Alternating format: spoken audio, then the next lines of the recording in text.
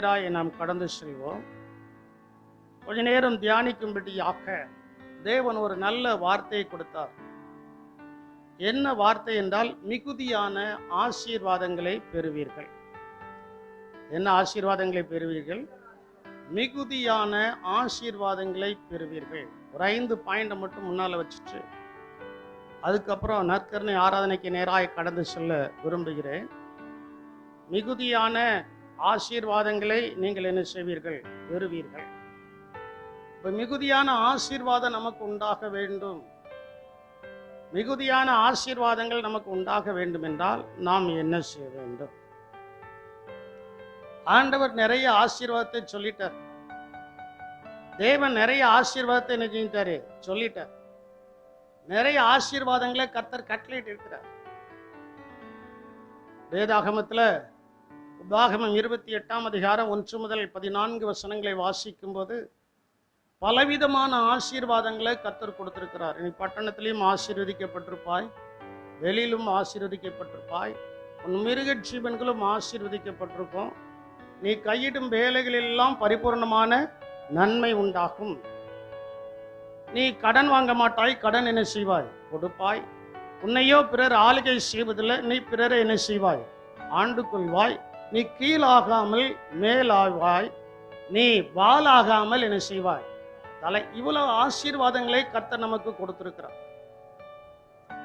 இவ்வளவு ஆசீர்வாதங்களை கர்த்தர் நமக்கு கொடுத்திருக்கும் போது ஏன் நாம் மிகுதியாய் ஆசீர்வதிக்கப்படலை? அதை கொஞ்சம் சிந்திக்கணும். சிந்திக்கக்கூடியதான வார்த்தையை நான் உங்களுக்கு கடைசியாக சொல்ல போறேன். அதற்கு முன்பு மிகுதியான ஆசீர்வாதங்களை பெறுவோம் என்கிறதான சில வார்த்தைகள். உபாகமத்தின் புஸ்தகம் 1ஆம் அதிகாரம் 10-11 வசனத்தை நீங்கள் வாசிக்கும் போது அங்கே சொல்லப்பட்டிருக்கிறது, உங்கள் தேவனாகிய கர்த்தர் உங்களை பெருக பண்ணினார். இதோ இந்நாளில் நீங்கள் வானத்து நட்சத்திரங்களைப் போல திரளாயிருக்கிறீர்கள். நீங்கள் இப்பொழுது இருக்கிறதை பார்க்கிலும் 1000 மடங்கு அதிகமாகும்படி உங்கள் பிதாக்களின் தேவனாகிய கர்த்தர் உங்களுக்கு சொல்லியபடியே உங்களை ஆசீர்வதிப்பாராக. நன்றா என்னை கவனிக்கணும். எல்லாம் நுழைஞ்சிச்சு, வால் மட்டும் நுழையலைங்கிற கதையில் இருக்கக்கூடாது. நீங்க மிகுதியாய் ஆசீர்வாதங்களை பெறுவதற்கு ஆண்டவர் சில வார்த்தைகளை உங்களுக்கு கொடுக்கிறார். உங்கள் தேவனாகிய கர்த்தர் உங்களுக்கு சொல்லியபடியே நீங்கள் இப்பொழுது இருப்பதை பார்க்கிலும் 1000 மடங்கு நீங்கள் என்ன செய்வீர்கள்? ஆசீர்வதிக்கப்படுவீர்கள். எத்தனை மடங்கு? எத்தனை மடங்கு? எல்லாரும் சொல்லுங்க. 1000 மடங்கு நீங்கள் ஆசீர்வதிக்கப்படுவீர்கள். அது ஆண்டவர் ஏற்கனவே சொல்லிவிட்டார். உங்கள் தேவனாகிய கர்த்தர் உங்களுக்கு சொல்ல மாட்டீங்க, உங்களுக்கு சொல்லியபடியே ஆல்ரெடி செட். அவர் சொல்லிவிட்டார். தேவனுடைய வார்த்தையை அவர் சொல்லிவிட்டார். நான் உன்னை இப்படி இப்படி எல்லாம் ஆசீர்வதிப்பேன் என்று அவர் வரைபடங்கள் போட்டு நம்முடைய கையில கொடுத்துட்டாரு. ஆனா ஆசீர்வாதத்தின் எல்கைக்குள்ள நம்முடைய கால் போகவில்லை. இஸ்ரவேல் ஜனங்களிடத்துல தேவனாகிய கர்த்தர் சொல்றார், நீ இப்போ இருக்கிற பிரகாரமா நீ இருக்க போறதல்ல, இப்போ இருப்பதை பார்க்கல எத்தனை மடங்கு ஆசீர்வதிக்கப்படுவாயா? நீங்க வாயை திறந்து சொன்னதான் ஆசீர்வாதம் உங்களுக்கு வரும். வாயை கப்புண்டு மூடியாச்சுன்னா நான் சங்கு வச்சு மருந்த உங்க வாய்க்குள்ள ஊத்த முடியாது. நன்றா என்னை கவனிக்கணும். ஆண்டவர் எத்தனை மடங்கு ஆசீர்வதிப்பேன் என்று சொல்லியிருக்கிறார்? 1000 மடங்கு, 100 மடங்கு அல்ல. பொதுவாகவே நாம் எல்லாரும் சொல்கிறதான காரியம் 100 மடங்கு என்ன செய்யப்படுவோம்? ஆசீர்வதிக்கப்படுவோம். இங்க சில வார்த்தை வித்தியாசமாய் சொல்லப்பட்டிருக்கிறது. 1000 மடங்கு என்று சொல்லப்பட்டிருக்கிறது. அதுவும் ஆண்டவர் அந்த இடத்துல சொல்கிறதான வார்த்தையை நீங்கள் சற்று கவனித்து பாருங்கள். நீங்கள் இப்பொழுது இருக்கிறதை பார்க்கிலும். இப்போ உங்களுக்கு வருமானம் இப்போ உங்களுக்கு வருமானம் மாசத்துக்கு ஒரு 10,000 ரூபாய் இருக்கும். 1000 மடங்குங்கும் போது சொல்லுங்க, கொஞ்சம் கணக்கு போட்டு பாருங்களா. மாசம் உங்களுக்கு ஒரு 10,000 ரூபாய், 10 மடங்குனாலே எவ்வளவு ரூபா வந்துருது? 1 லட்சம். அப்ப 1000 மடங்கும் போது 1 கோடி ரூபாய் வந்துருது. ஆனா அதை நம்ம விசுவாசிப்பது இல்லை. அதுதான் நம்மகிட்ட இருக்கிறதான ஒரு பிரச்சனை. இல்ல பாஸ்டர், நான் அரசாங்கத்துல வேலை செய்தேன், அங்க வேலை செய்தேன், இங்க வேலை செய்தேன், எனக்கு எப்படி ஆசீர்வாதங்கள் வரும்? வரும். சந்தேகப்படாமல், மேலையும் கீழையும் இறங்காமல், சரியாய் நீங்கள் கர்த்தரை விசாரிக்கும், சரியாய் நீங்கள் கர்த்தரை விசுவாசிக்கும் போது அந்த ஆசீர்வாதங்கள் வரதான் செய்யும். அல்லேலூயா. எத்தனை மடங்கா? சந்தோஷமா சொல்லுங்க. 1000 மடங்கு. அந்த வார்த்தையை எத்தனையோ திருப்ப வாசித்திருக்கிறேன். ஆனா தேவன் எனக்கு கொடுத்த அந்த பிரசங்கத்திற்காக கொடுத்த அந்த வார்த்தையை கவனிக்கும் போது என்னுடைய அனுபவத்தை நான் பார்த்தேன். அதே போல இந்த சபையில் இருக்கிற சிலருடைய அனுபவத்தை நான் பார்த்தேன். இந்த சபைக்கு வரும்போது அவர்கள் எப்படி வந்தார்கள், இன்னைக்கு எப்படி இருக்கிறார்கள்,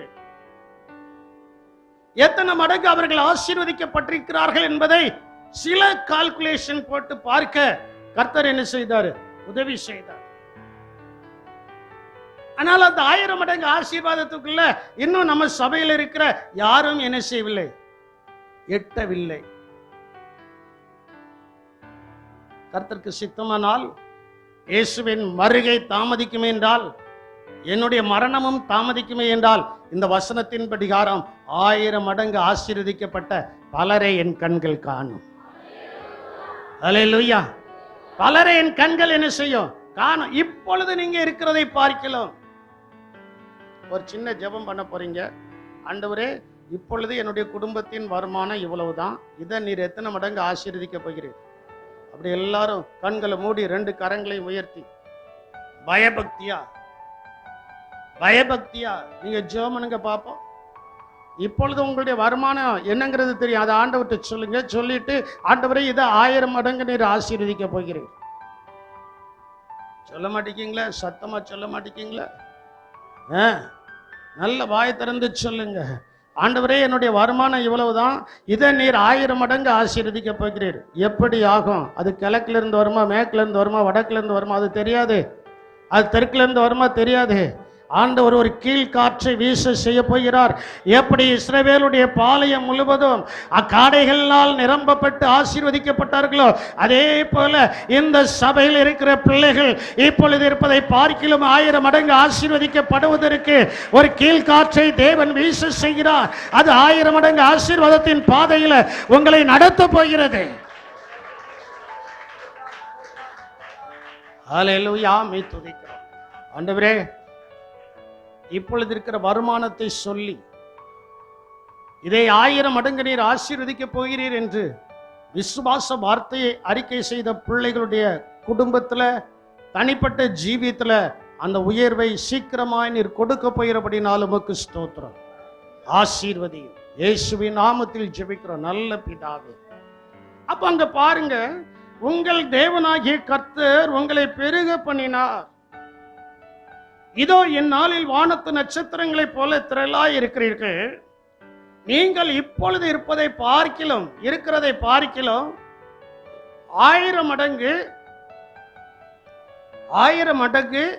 அதிகமாகும்படி ஆண்டவர் 1000தோட நிறுத்தல, அந்த 1000 மடங்கு என்ன செய்கிறதா?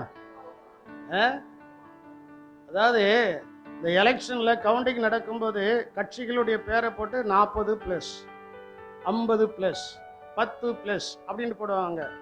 10னா கன்ஃபார்ம், பிளஸ்னா என்ன செய்ய போகுது? அதிகம்னா என்ன அர்த்தம்? சொல்ல மாட்டேங்கீங்களே. அப்படி பைபிளை சிந்திக்கலையோ? சிந்தித்து பாருங்க. 1000 அதிகம், 1000 போட்டு அதுக்கப்புறம் ஆண்டவர் அங்க ஒரு பிளஸ்ஸையும் என்ன செஞ்சிருக்காரு? போட்டிருக்கிறார். அல்லேலூயா. என்னைக்கா இப்படி சிந்திச்சிங்களா? சிந்திக்க மாட்டீங்களா? 1000+. ஆண்டவருடைய வார்த்தை அங்க அதைத்தான் நான் சிந்திச்சேன். 1000 சிந்திக்கல. 1000 அதிகமா. அப்ப 1000 பிளஸ், அதுல பிளஸ் தானே போடணும்.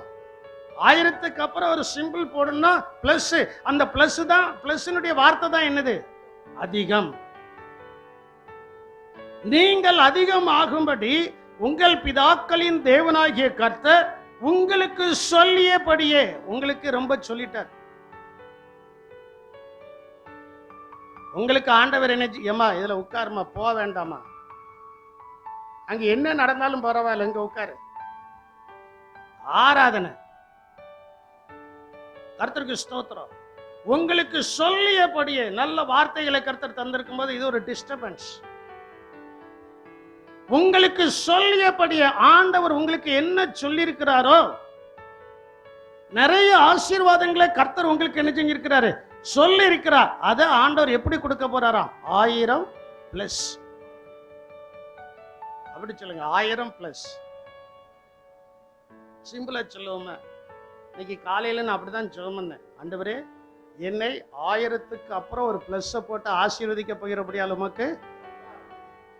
அப்படி மிகுதியான ஆசீர்வாதங்களை பெறுவதற்கு நாம் என்ன செய்ய வேண்டுமா?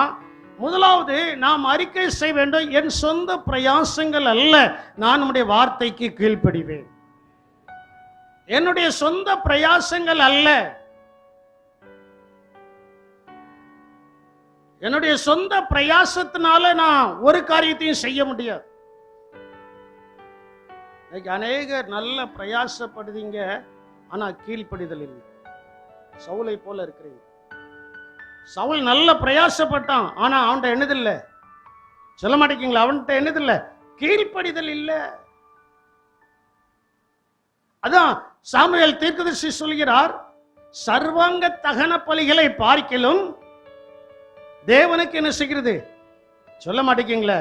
தேவனுக்கு கீழ்ப்படிதலும் அவருக்கு செவி கொடுத்தலும் உத்தமம் என்று சொல்லப்பட்டிருக்கிறது. தேவனுடைய வார்த்தை சொன்ன உடனே அதுக்கு அப்படியே கீழ்ப்படியணும். வாசியுங்கள், உம்முடைய வார்த்தையின்படியே செய்கிறேன் என்று பேதுரு சொல்கிறார். லூக்கா எழுதின சுவிசேஷம் 5ஆம் அதிகாரம் 4 முதல் 6 வசனங்களை நாம் வாசிக்கும் போது அங்கே சொல்லப்பட்டிருக்கிறது, அவர் போதகம் பண்ணி முடித்த பின்பு சீமோனை நோக்கி ஆழத்திலே தள்ளி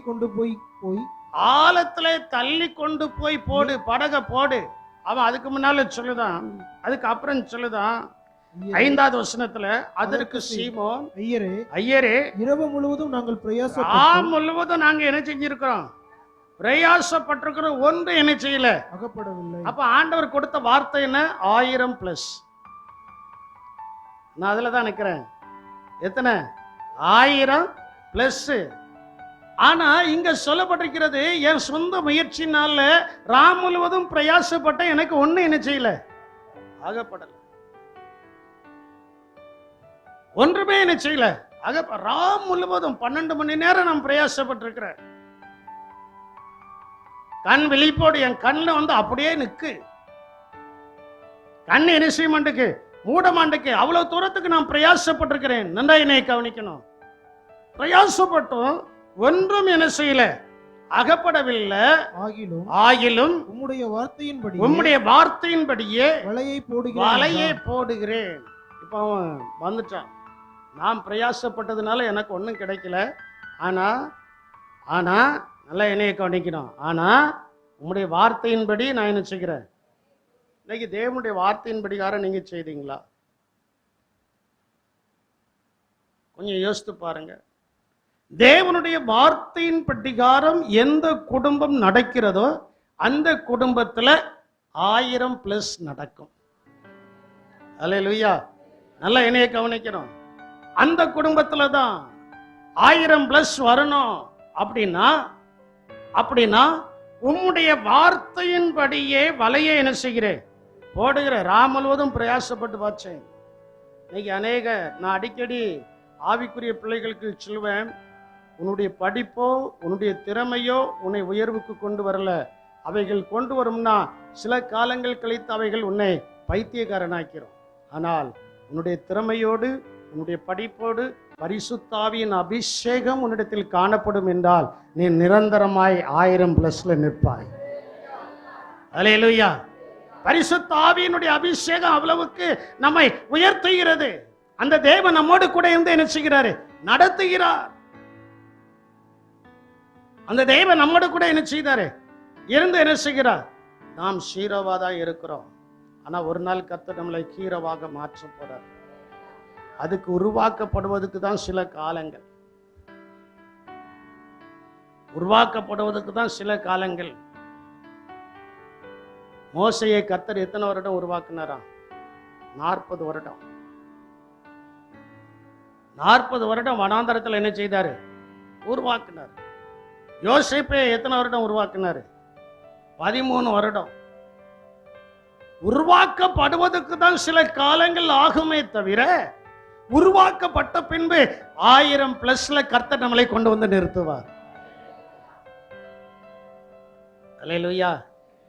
1000 மடங்கு நீங்கள் ஆசீர்வதிக்கப்படும்படி, 1000 மடங்கு நீங்கள் அதிகமாகும்படி. இன்னைக்கு காலையில எழும்பின உடனே ஜெபம், அதுதான் ஜெபம், என்னுடைய ஜெபம். ஆண்டவரே, இப்பொழுது கர்த்தாவே, நீர் எனக்கு தந்திருக்கிற விசுவாசிகளுக்கெல்லாம் இந்த 1000+ நீர் என்ன செஞ்சிடலாம்? கொடுத்து. ஆனா அதுக்கு இப்ப நான் சொல்கிற வசனத்தை நீங்க கேட்கணும். அதுக்கு கீழ்ப்படியணும். தேவனுடைய வார்த்தை சொல்லிவிட்டது. அதுல நான் இப்ப அதுக்கு மாறாக ஒரு காரியத்தை நான் என்ன செய்ய மாட்டேன்? செய்ய மாட்டேன். அங்கே பேதுரு அதைத்தான் சொல்கிறான். ஆயிலும் உம்முடைய வார்த்தையின்படியே நான் என்ன செய்கிறேன்? வலையை போடுகிறேன் என்றான். அந்தபடியே அவர்கள் செய்து தங்கள் வலை கிழிந்து போகத்தக்கதாக மிகுதியான மீன்களை என்ன செய்தார்கள்? அப்ப நல்லா பாருங்க, 1000+ நடந்துச்சா நடக்கலையா? எப்பொழுது? வார்த்தைக்கு கீழ்ப்படியும் போது.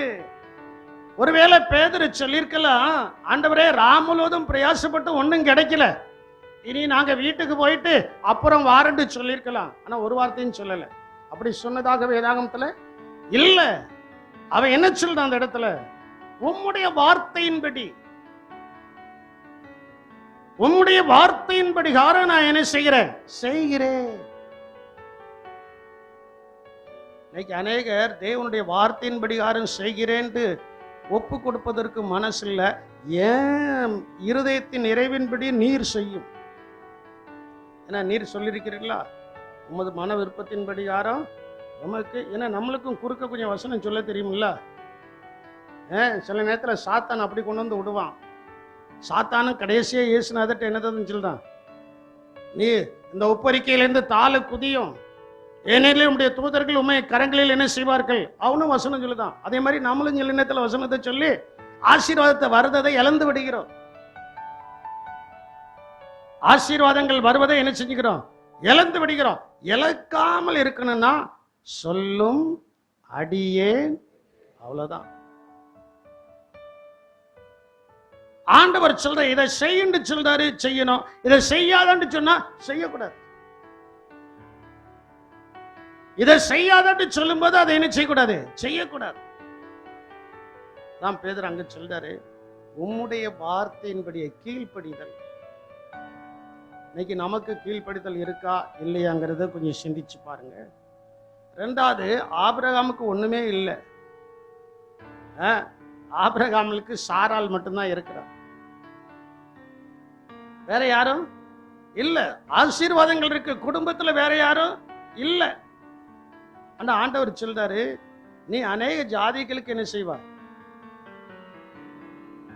நம்முடைய தேவன் சில வார்த்தைகளை சொல்லும் போது அது நமக்கு பைத்தியமா தான் தோணும், பரியாசமாக தான் இருக்கும். சாரால் இந்த வார்த்தையை கேட்ட உடனே என்ன செய்தாலாம்? என்ன செய்தாலாம்? பரிகாசம் பண்ணினார். நான் கிழவியாய் இருக்க, என் ஆண்டவன் வயது சென்றவனாய் இருக்க, இது நடக்குமா என்று என்ன செய்தால்? பரியாசம் பண்ணினார். சில நேரங்கள்ல தேவனும் தேவனுடைய ஊழியக்காரங்க சொல்லுகிறதான வார்த்தையும் எப்படி இருக்கும்? நமக்கு பரியாசமா தான் என்ன செய்யும்? இருக்கும். ஆனா ஆண்டவர் சொன்ன வார்த்தை நிறைவேறும். அல்லேலூயா. யாத்திராகமத்தின் புஸ்தகம் 17ஆம் அதிகாரம் 3 முதல் 5 வசனங்களை வாசிக்கும் போது நான் சொல்லியிருக்கேன், 3 முதல் 5 வசனங்களை வாசிக்கும் போது அங்க ஆண்டவர் சொல்றாரு, என்ன சொல்றாரு? நான் உன்னை அநேக ஜாதிகளுக்கு என்ன செய்வேன்? தகப்பன் ஆக்குவேன். எப்பன்னா ஆண்டவரோடு உடன்படிக்கை பண்ணி மனமாற்றம் வந்ததற்கு பின்பு. அவனுக்கு என்னது வந்துச்சு? மனமாற்றம். அந்த 17ஆம் அதிகாரம் வரைக்கும் அவர் ஆபிராம் ஆபிரான்னு தான் அழைக்கப்படுதான். அந்த இடத்துல தான் ஆண்டவர் அவனுக்கு எதை கொடுக்கிறாரு? மனமாற்றத்தை. இன்னைக்கு அநேகருக்குள்ள மனமாற்றம் இல்லை. அநேகருக்குள்ள மனமாற்றம் இல்லை. மனமாற்றம் வந்ததற்கு பின்புதான் 1000+ கிடைக்கும். அல்லேலூயா. நான் இருந்த வண்ணமாகவே இருப்பேன். ஆண்டவர் என்னை 1000 மடங்கு ஆசீர்வதிக்கப்படும். That is never. அது ஒருபோதும் என்ன செய்யாது, நடக்காது. நமக்குள்ள மனமாற்றங்கள் வர வேண்டும். நமக்குள்ள என்னது வரணும்? சொல்ல மாட்டேங்கீங்களே, மனமாற்றம் வரணும், மனம் மாறணும். ஆபிரகாமுக்குள்ள அந்த மனமாற்றம் வந்தது. 17ஆம் அதிகாரம் 3 முதல் 5 வசனங்களை வாசிக்கும் போது அங்கே தேவனாகிய கர்த்தர் மனமாற்றத்தை கொடுத்து அவனோடு உடன்படிக்கை பண்ணின பின்பு ஆண்டவர் ஆபிராம் என்பதை ஆபிரகாம் என்று மாற்றுகிறார். சாரா என்பதை சாரால் என்று என்ன செய்கிறார்? மாற்றுகிறார். அந்த அதிகாரத்தை நீங்க வாசித்து பாருங்க. இன்னைக்கு நம்ம ஆண்டவரோடு உடன்படிக்கை பண்ணிட்டோம். மனம் மாறி உடன்படிக்கை பண்ணி இருக்கிறோமா? ஏதோ 4 பேர் சொல்லுதாங்க, பாஸ்ட் சொல்லுதாங்கிறதுக்காக உடன்படிக்கை பண்ணி இருக்கிறோமா? நல்லா நீங்க புரிந்து நல்லா நீங்க கவனித்து பாருங்க. 4 பேர் சொல்லுதாங்க என்பதற்காக உடன்படிக்கை பண்ணக்கூடாது. மனம் மாறி என்ன செய்யணும்? சொல்ல மாட்டேங்க. சிலரை கம்பல் பண்ணி ஞானசனம், என் வாழ்க்கையில கம்பல் பண்ணவே மாட்டேன். ஆனா ஞானஸ்தான உடன்படிக்கைக்குள் நீ வந்ததுக்கு பின்புதான் உங்களுக்கு எத்தனை மடங்கு ஆசீர்வாதமா? 1000+. அப்படி வாங்க, 1000 மடங்குன்னு சொல்லாதீங்க, 1000+. இன்னைக்கு நீங்க உங்க வீட்டில் போய் ஜெபம் பண்ணுங்க. ஆண்டவரே என்னை 1000+ ஆசீர்வதிப்பேன்னு சொல்லியிருக்கிறீர்கள், 1000+ தாரும். அல்லேலூயா சொல்ல மாட்டீங்க. இடம் காணாதல பாஸ்டர், அதுக்கு ஆண்டவர் இடத்தை உண்டு பண்ணுவார். அதற்கு அதை கொடுக்கும்போது அதுக்குரிய ஆசீர்வாதமான இடங்களோடு கூட நமக்கு வரும். அல்லேலூயா. இடங்களோடு கூட என்ன செய்யும்? வரும். அங்க உடன்படிக்கை பண்ணப்பட்ட பின்பு தேவனாகிய கர்த்தர் அங்கே சொல்கிறார், நான் உன்னை திரளான ஜாதிகளுக்கு தகப்பனா ஏற்படுத்தினபடியினால் உன் பேர் என்ன செய்யப்படும்? ஆண்டவர் மனமாற்றத்தை கொடுக்கிறார். இன்னைக்கு நம்ம ஆண்டவரோடு உடன்படிக்கை பண்ணியிருக்கிறோம். மனமாற்றம் இருக்கிறதா? மனமாற்றம் இருக்கிற. மனமாற்றம் இல்லாதபடிக்கு நாம் தேவனை ஆராதிப்பது வீணாய் இருக்கிறது. ஆசீர்வாதங்கள் வராது. ஏதோ நம்முடைய தாய் தகப்பன் சொல்கிறார்கள் என்பதற்காகவும், போதகர் வருத்தப்படுவாரே என்பதற்காகவும் ஆறாவதுல நீங்கள் வந்து உட்கார்ந்துட்டு போகலாம். ஆனா நான் உங்களுக்கு சொல்றேன், இந்த இடத்துல வந்து நீங்க உட்கார்ந்துட்டு போகும்போது 1000+ போக வேண்டும். அல்லேலூயா. அதுதான் தேவனுடைய சித்தம், அதுதான் தேவனுடைய திட்டம். அதுக்கு என்ன செய்யணும்? 2வது மனமாற்றம் நமக்குள்ள என்ன செய்யணும்? ஏற்படணும். மனமாற்றம் ஏற்படல அப்படின்னா 1000+ என்ன செய்யாது, இருக்கிறதுல மைனஸ்ல போயிட்டு இருக்கும். நீட் எக்ஸாம் சூத்திரம் என்ன? தப்பா எழுதுனா கிடைத்த மார்க்ல என்னது? அதே போல மனமாற்றம் வராம பெற்ற ஆசீர்வாதம் மைனஸ்ல போயிடும். மனமாற்றம் அவசியம். அல்லேலூயா. மனமாற்றம் அவசியம். 3வது, இயேசு சொன்னபடியே செய்யும் போது மிகுதியான ஆசீர்வாதங்களை கர்த்தர் என்ன செய்கிறாரு?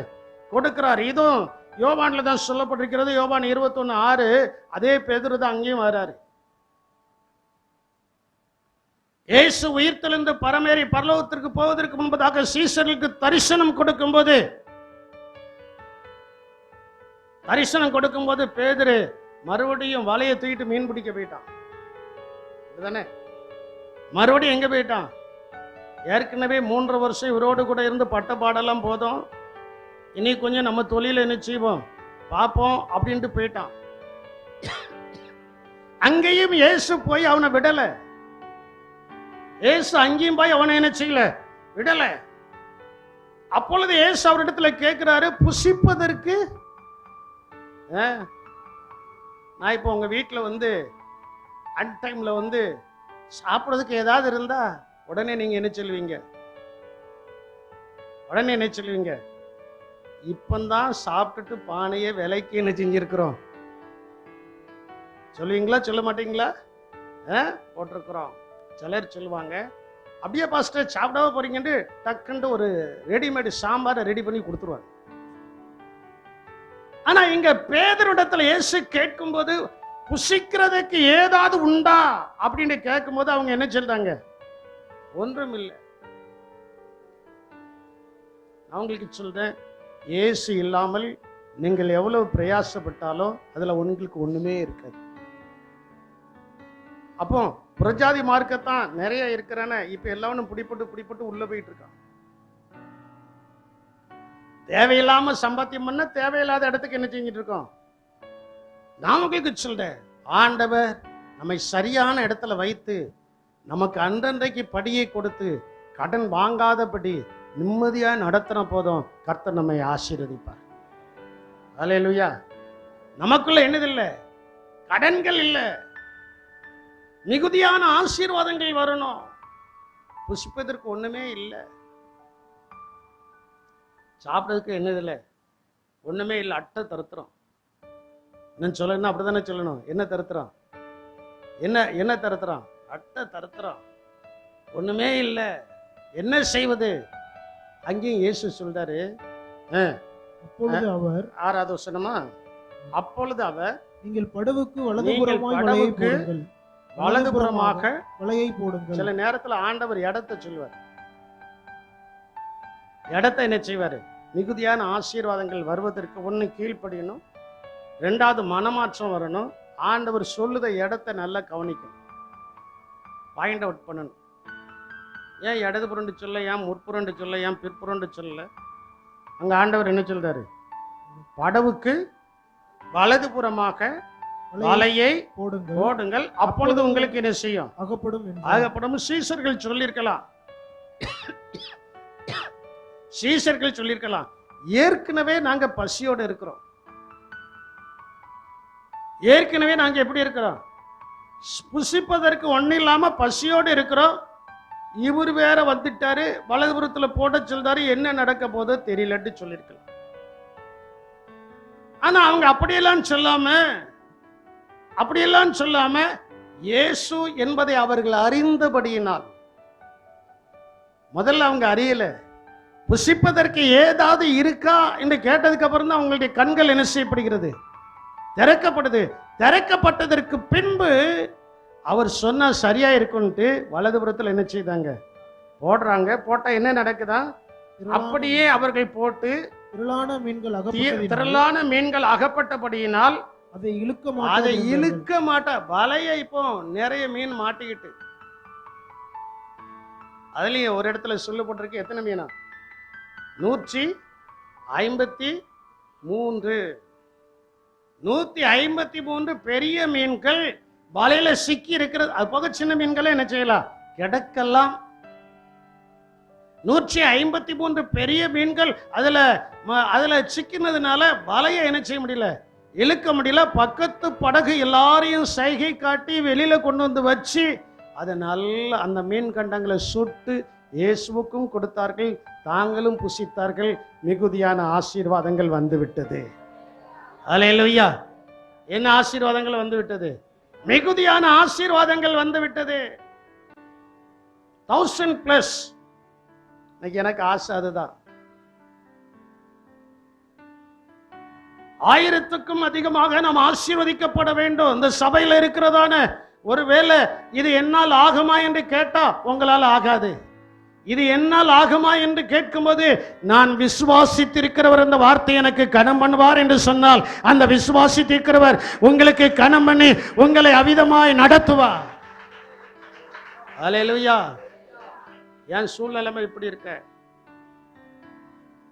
என் சூழ்நிலைமை எப்படி இருக்கு?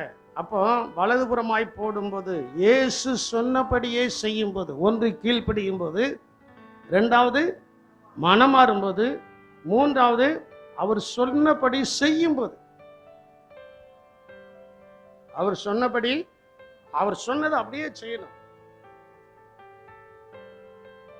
அவர் சொன்னதை அப்படியே செய்யணும். 3 பேரை பிபிஎஸ் ட்ரைனிங் அனுப்பியிருந்தோம். அதில் ஒருத்தவங்க வந்து என்கிட்ட சொன்னாங்க, ஃபர்ஸ்ட் நீங்கள் இவ்வளோ கண்டிப்பாக இருப்பதனுடைய காரணம் அங்கே என்ன இருக்குது, அங்கே போய் பார்த்ததுக்கு அப்புறம் தான் நீங்கள் யாருன்னு எங்களுக்கு என்ன செய்யுது. எத்தனை வருஷம் கழிச்சு சபைக்கு வந்து இத்தனை வருஷம் கழிச்சு இப்போ தான் என்னையே தெரியுதான், இப்போ தான் என்னை என்ன செய்யுதான் தெரியுதான். ஏன்னா அந்த கண்டிஷன்லேயே நம்ம என்ன செஞ்சிட்டோம், வளர்ந்துட்டோம். அப்போ ஏன் காலத்துக்கு அப்புறம் தான் நீங்கள் யாருங்கிறது உலகத்துக்கு என்ன செய்யும் தெரியும். அதுக்காக சீக்கிரமா போங்கன்னு சொல்லியெல்லாம் போக மாட்டேன். 1000 மடங்கு பார்க்கணும்ல. அல்லேலூயா சொல்ல மாட்டேங்கீங்களா? நீங்க அமைதியா இருக்கத பார்த்தா எனக்கு பயமா இருக்கு. 1000 மடங்கு என்ன செய்யணும், பார்க்கணும். அப்போ ஒன்று இயேசுவுக்கு கீழ்ப்படியணும், 2வது மனம் மாறணும். வேதவசனமே சொல்கிறது, முடிவு பரியந்தம் நிலைத்திருப்பவனே ரட்சிக்கப்படும். முடிவு பரியந்தம் மனம் மாறும். சில நேரத்தில் மனம் மாறாதபடிக்கு சாசானவன் வந்து கொஞ்சம் தூண்டி தூண்டி விடுவான். அப்போ சில நேரத்தில் பேசிடுவோம், சில நேரத்தில் இது பண்ணிடுவோம். அப்போ அந்த பிசாச, அடா பிசாச, நான் எவ்வளவு வளர்ந்துருக்கிறேன், என் வளர்த்திய கொஞ்சம் தட்டிட்டியா பா அப்படி விரட்டிடணும். அப்படி என்ன செஞ்சிடணும், போன அவன் போயிடுவான். அப்புறம் 4 நாள் கழிச்சு வந்து நிற்பான் மூக்க திருத்திக்கிட்டு. அவனுக்கு நாம் என்ன செய்யக்கூடாது, இடம் கொடுக்க கூடாது. ஒன்று கீழ்ப்படியணும், 2வது நமக்குள்ள என்னது வரணும், மனமாற்றம் வரும். 3வது நம்ம இயேசு என்ன சொல்றாரு. சில வீட்டுல பாருங்க, அப்பா என்ன சொன்னாங்களோ அதுதான், இப்போ பிள்ளைகள் என்ன சொன்னாங்களோ அதுதான். வேதம் மாறலங்க, காலங்கள் மாறல, உங்களுடைய குடும்பம் தான் மாறுது. ஆசீர்வாதத்துக்கு கேடு அதுதான், ஆசீர்வாதத்துக்கு கேடு அதுதான். அப்பா என்ன சொல்றாங்களோ அதான் முடிஞ்சிச்சு. இன்னைக்கு என்னதெல்லாமோ பண்ணிட்டு கடைசியா வந்து நிற்பாங்க. இயேசு சொன்னபடி செய்யுங்கள், அப்பொழுது 1000+ உங்களுக்கு கிடைக்கும். 4வது, சரியான இடத்தில் இருக்கும்போது நமக்கு மீதி உண்டாகும். சரியான இடத்துல இருக்கணும். இப்போ ரூத்தை எடுத்துக்கொண்டால், அவள் மோவாப் தேசத்திலிருந்து நகோமியோடு வந்துட்டாள். அவ வரும்போது ஏதாவது இருந்துச்சு அவட்ட? ஒண்ணுமே இல்லை. சாப்பிட்றதுக்கு கஞ்சி கிடையாதுங்க, நல்லா நீங்க புரிஞ்சுக்கிடுங்க, ஒண்ணுமே இல்லை. ஒரு பால் முத்தமிட்டு தன் மாமியை விட்டுவிட்டு என்ன செய்து விட்டா, போயிட்டா. ஏன்னா இனி இந்த அம்மாவோட போனா நமக்கு ஒண்ணும் என்ன செய்யாது, கிடைக்காது. ஆனா ரூத்துக்கு நன்றாய் தெரிஞ்சிட்டு, வெளிப்பாடு நிறைந்தவள், அவளுக்கு நன்றாய் தெரிந்துச்சு, இந்த அம்மாவோடு போனா மோவாபின் ஆசீர்வாதங்கள் அல்ல, எருசலேமின் ஆசீர்வாதங்களினால் கர்த்தர் என்னை ஆசீர்வதிப்பார். அல்லேலூயா. என்ன ஆசீர்வாதங்கள்? எருசலேமின் ஆசீர்வாதங்களினால் கர்த்தர் என்னை ஆசீர்வதிப்பார். பெத்லகேமுக்கு வந்தாச்சு. பெத்லகேமுக்கு வருவதற்கு முன்னாலே அவள் உடன்படிக்கை பண்ணிட்டா, உன்னுடைய தேவன் என்னுடைய தேவன், நீர் மரிக்கும் இடத்தில் நான் என்ன செய்வேன். வந்தாச்சு. அயல் வீட்டுக்காரங்க எல்லாரும் சொல்லியாச்சு, நகோமி வந்துட்டா, நகோமி வந்துட்டா, நகோமி வந்துட்டான்ட்டு. இனி நகோமி என்று சொல்லாதிருங்கள், மாறால் என்று என்ன செய்யுங்க, சர்வ வல்லவர் எனக்கு மிகுந்த. பாருங்களேன், எப்போதுமே மற்றவங்க மேல குற்றம் சொல்லி குற்றம் சாட்டி சாட்டி சாட்டி நமக்கு பழக்கமாயிட்டல. இவ தேசத்தை விட்டு போயிட்டு கசப்பான வாழ்க்கையில இருந்துட்டு இப்ப யார சொல்ற? ஆனால் ஆண்டவர் அதையும் என்ன செஞ்சிட்டாரு, மன்னிச்சிட்டாரு. அதையும் என்ன செஞ்சிட்டாரு, மன்னிச்சிட்டாரு. சரி, வந்தாச்சு. கூட ரூத்தும் வந்தாச்சு. ரூத்து சும்மா இருக்கல, வேலைக்கு போறா. என்ன வேலைக்கு சொல்ல மாட்டேங்கல, என்ன வேலைக்கு? சம்பளத்துக்கு வேலைக்கு போகல. சம்பளத்துக்கு போனால, சம்பளத்துக்கு போகல. அரிகள் கெட்டி கொண்டு போவாங்க, அதுக்கு பின்னால ஏதாவது 1-2 விழும், அதை மட்டும் நான் பிறக்கிறதுக்கு என்ன செய்த போறேன். அரிகள் கட்டி போற இடம் வயல். அந்த வயல் என்று சொன்னால் தேவனுடைய சபை. தேவனுடைய சபைக்கு அவ போக ஆரம்பிச்சிட்டா. இப்பவும் நம்ம எங்க தான் வந்திருக்கிறோம் சொல்ல மாட்டேங்கீங்களே? தேவனுடைய சபையில இருக்கிறோம். அப்போ இந்த சபையில இருக்கிற நமக்கு 1000+ கர்த்தர் கட்டளையிட போகிறார். அல்லேலூயா. வாசியுங்கள். ரூத்தின் புஸ்தகம் 2ஆம் அதிகாரம் 14வது வசனத்தை நீங்கள் வாசிக்கும் போது அங்கே தெளிவாய் சொல்லப்பட்டிருக்கிறது. பின்னும் போவாஸ் சாப்பாட்டு வேளையில் அவளை பார்த்து, நீ இங்கே வந்து இந்த அப்பத்திலே புசித்து காடியிலே உன் துணிக்கை தோய்த்துக்கொள் என்றான். அப்படியே அவள் அறுப்பு அரைக்கிற. இப்போ முதல்ல இவ போனது எதுக்காக தான் போனா சொல்ல மாட்டேங்கல? எதுக்காக தான் போனா? சிந்துறதை பிறக்கிறதுக்கு, அப்படிதானே? சிந்துகிறதை பொறுக்குவதற்காக அவர் புறப்பட்டு போனா. ஆனா போவாஸ், அந்த போவாஸ் அவன் கூப்பிட்டு இங்க வந்து உட்காந்து என் வேலைக்காரிகளோட உட்கார்ந்து உன்னுடைய காடியில அந்த அப்பத்துல புசித்து காடியில உன் துணிக்கையை துவைத்துக்கள். அப்படியே அவள் அறுப்பறுக்கிறவர்களின் அருகே உட்கார்ந்தால் அவளுக்கு வறுத்த கோதுமையை கொடுத்தான். அவள் சாப்பிட்டு திருப்தி அடைந்து 1000+ மீந்ததை நீங்கள் என்ன செய்வீர்கள்? வைப்பீர்கள். அல்லேலூயா. மீந்ததை என்ன செய்வீங்க? ஏன்னா இப்போ சபையில் இருக்கிறீங்க. வயலாகிய சபைக்குள்ள இருக்கிறவங்களுக்கு ஒரு ஆசீர்வாதம் என்னன்னா, மீதி மாசம் மாசம் வரக்கூடிய அளவுக்கு ஒரு ஆசீர்வாதத்தை கர்த்தர் கொடுக்க போறார். அதான் 1000+. அதுக்கு நீங்க என்ன செய்யணும்? நான் என்ன செய்யணும்? ஒண்ணு, தேவனுடைய வார்த்தைக்கு கீழ்ப்படியணும். 2வது, நமக்குள்ள மனமாற்றம் வர வேண்டும். பாருங்க, நான் எப்போதுமே எல்லாத்தையும் சொல்லுவேன். 2 சீசர்கள். ஒன்னு பேதுரு மறுதளிச்சான். ஆனா வாழ்க்கையில் அவன் உபயோகப்படுவதற்கு என்ன செய்தான்? மனங்கசந்து, சொல்ல மாட்டேங்களா? மனங்கசந்து அழுது இயேசுவிடத்துல மன்னிப்பு கேட்டான். யூதாஸ், அவனுக்கு இயேசுவிடத்துல மன்னிப்பு கேட்க என்னதில்லை, மனம் இல்லை. வேதம் பல காரியங்களை சொல்லுகிறது. என் அன்பு தேவனுடைய சபைக்குள் நாம் வந்துவிட்டோம் என்றால் அந்த மனமாற்றம் நமக்குள்ள இருக்கும்போது, தேவன் சொன்னதை செய்யும் போது, அந்த சபைக்குள் இருக்கிற சகல ஆசீர்வாதத்தையும் தேவன் இந்நாள் வரைக்கும் கட்டளையிட்டு இருக்கிறார். இந்த சபை திறக்கப்படுத நாள்ல இருந்ததான ஒரு சிலர் இருக்கிறீங்க. அன்னைக்கு தீர்க்கதரிசனமாய் சொல்லப்பட்டதான வார்த்தைகள் ஒரு வார்த்தை, இந்த சபைக்கு வருகிறவர்களுக்கு அப்பம் குறையாது, நல்ல சுகம் இருக்கும். அன்னைக்கு சொன்னது 94, கிட்டத்தட்ட 30 வருஷத்துக்கு முன்னால சொன்னது இன்னைக்கு நிறைவேறி கொண்டுதான் இருக்கிறது.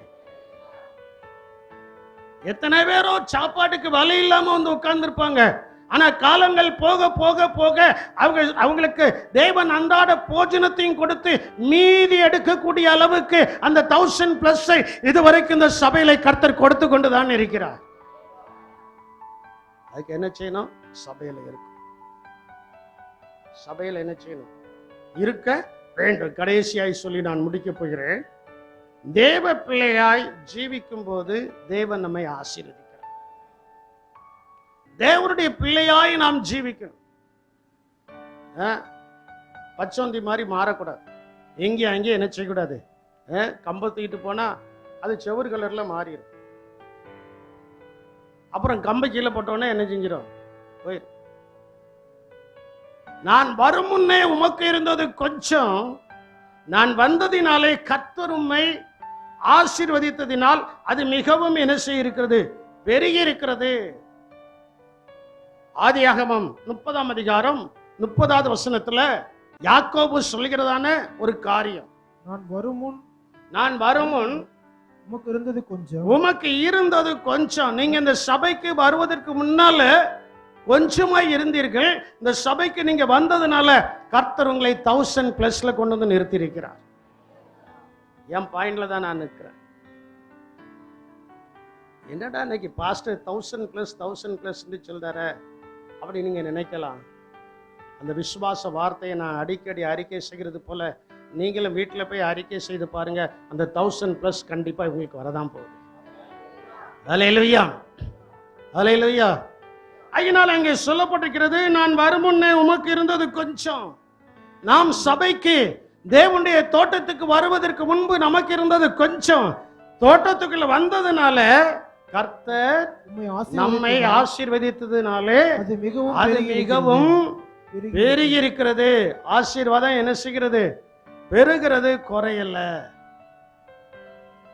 ஆசீர்வாதம் என்ன செய்யுது?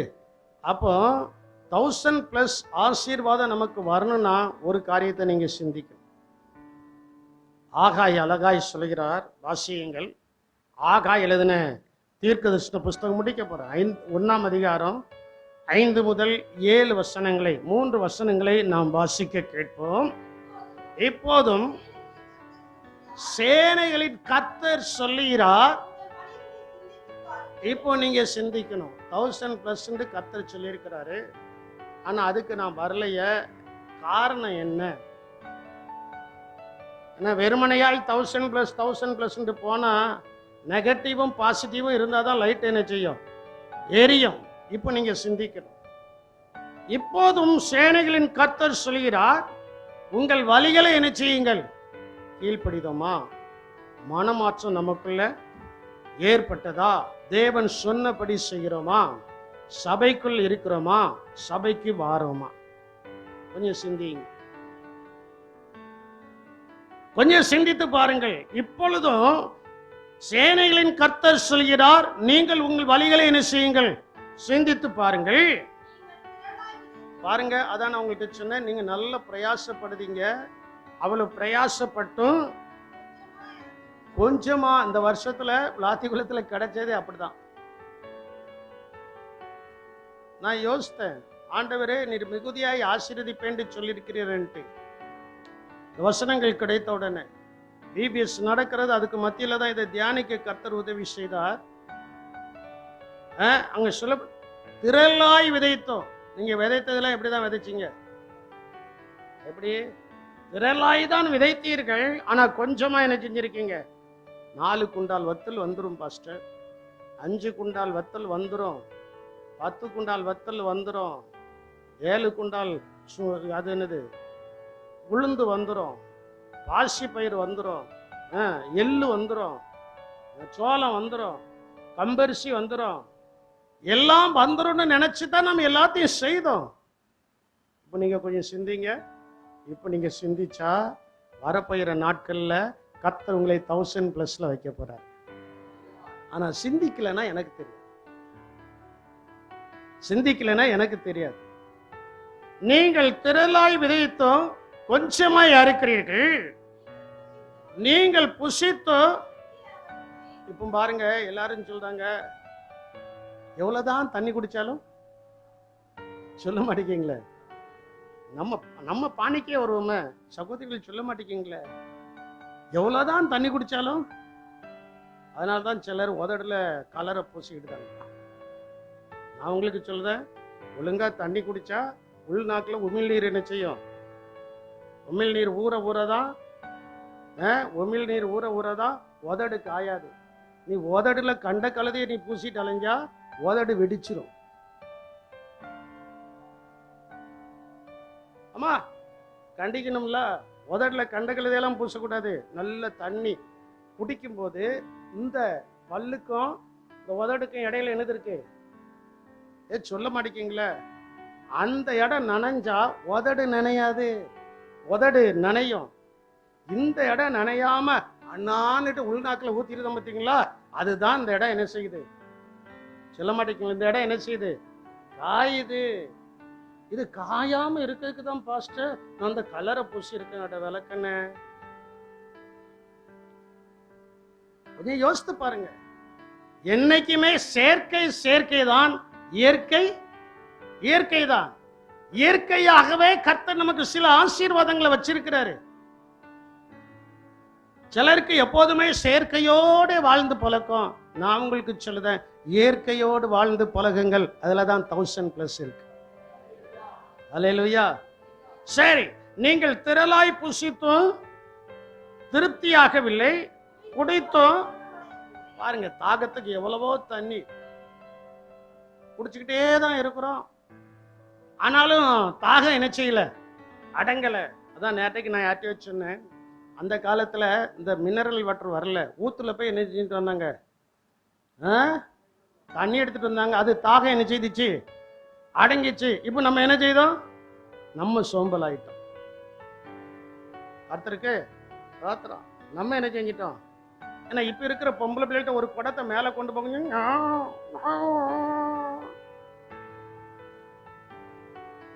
அந்த காலத்துல அப்படி இடுப்புல ஒரு குடம் தலையில ஒரு குடம், பெண்கள் கம்பீரமா என்ன செய்வாங்க,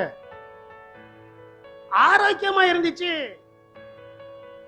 இப்ப எல்லாம் சொபஸ்டிகேட்டட் லைஃப், சேர்க்கையை அனுபவிக்கிறதான ஒரு லைஃப் நம்ம இடத்துல வரும்போது 1000 பிளஸ் 1000ல இருந்து மைனஸ் ஆகுது.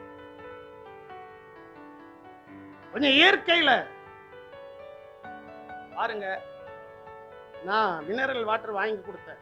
நம்ம பெண்கள் அந்த பிரசங்கத்துக்கு தகுந்தாப்புல எனக்கு சொல்லியிருக்காங்க. பாருங்களா, சோறு பொங்குறது இந்த தண்ணியில பொங்குனா நல்லா இருக்காது, சிவல பெரிய தண்ணியில தான் போகணும். மோட்டரை போட்டு தண்ணி எடுத்துட்டு மேல கொண்டு போனேன்.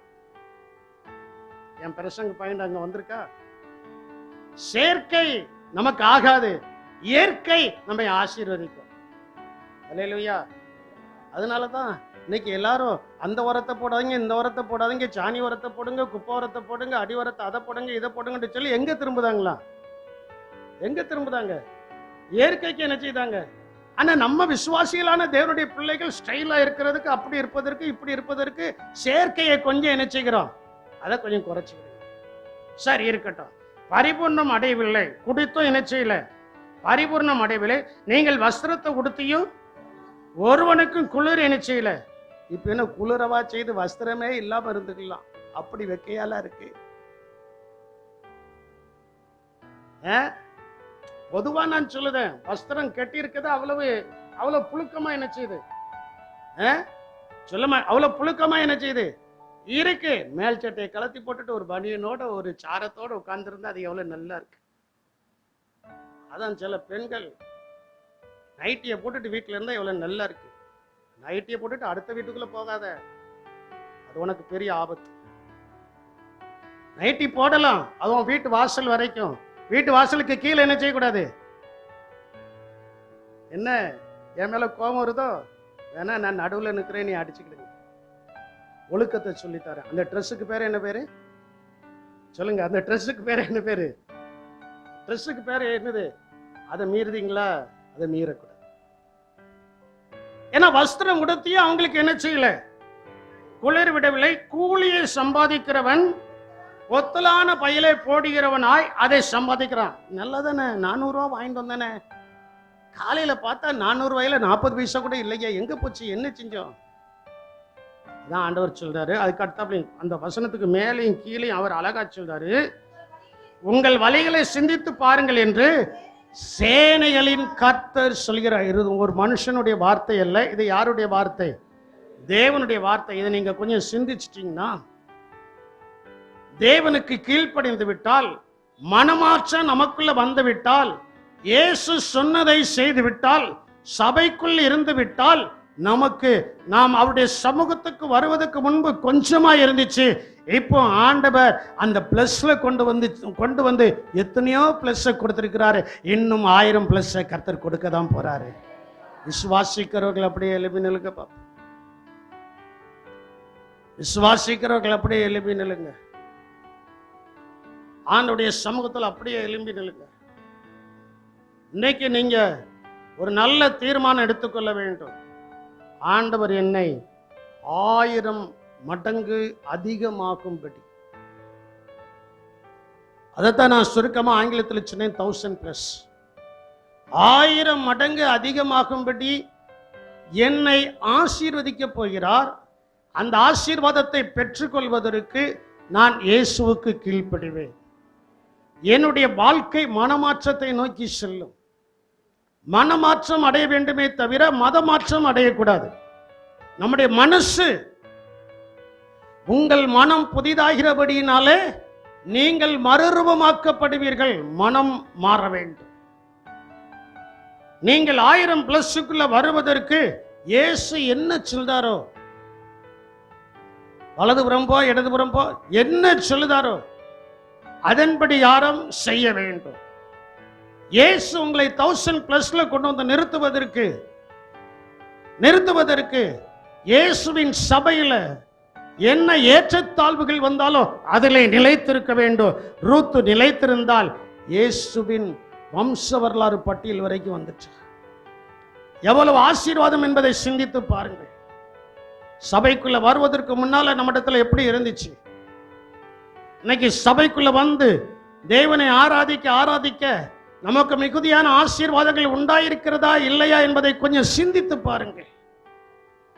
சிந்தித்து பார்த்து, ஆண்டவரே, என்னை இந்த நாளிலிருந்து 1000+ எனக்கு கொடுத்து நீர் ஆசீர்வதிக்க போகிறபடினால் உமக்கு ஸ்தோத்திரம் என்று சொல்லி கொஞ்ச நேரம் கர்த்தரை ஸ்தோத்திரம் பண்ணுங்க. மனதார நீங்க ஸ்தோத்திரம் பண்ணிக்கிட்டீங்களா? அந்த ஸ்தோத்திரம் தான் உங்களுக்கு 1000+ கொண்டு வர போகிறது. சின்ன பிள்ளைகளா இருக்கலாம், பெரியவர்களா இருக்கலாம், உடைய வாயை திறந்து பண்ணுகிற ஸ்தோத்திரம் தான் உங்களுக்கு 1000+ கொண்டு வர போகிறது.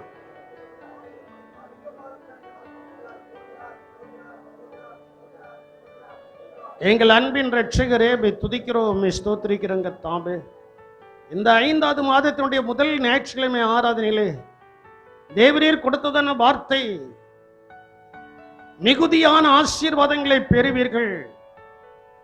அதை இன்னும் ஷார்ட்டாக சொல்ல வேண்டும் என்றால் 1000+ ஆசீர்வாதங்களை பெறுவீர்கள் என்று சொல்லப்பட்டிருக்கிறது. ஐயா, அந்த ஆசீர்வாதங்களை தேவனாகிய கர்த்தர் எனக்கும் எங்களுக்கும் கொடுப்பதற்கு நாங்கள் உமக்கு கீழ்ப்படிய வேண்டும் என்றும், மனமாற்றம் எங்களுக்குள் உண்டாக வேண்டும் என்றும், ஆண்டவரே நீர் சொன்னபடியே நாங்கள் செய்ய வேண்டும் என்றும், உம்முடைய சபையிலேயே நிலைத்திருக்க வேண்டும் என்றும், எங்களுடைய வழிகளை நாங்கள் சிந்திக்க வேண்டும்.